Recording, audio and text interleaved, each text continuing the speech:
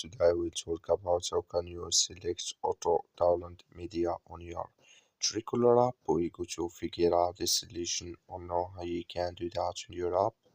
So you just follow these ways and it's going to work with you. All you have to do, you just go up of your photo profile, click on it here. So then it's going to take you to this list. It's going to show for you like this. Then all you have to do now, you just go above this sign, click on it. So then it's going to show for you a list like this here.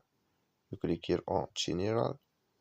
So then it's going to take you to this list. It's going to show for you like this. You go down. Then you click here on auto download here media. You just click on it. It's going to show for you a list like this here.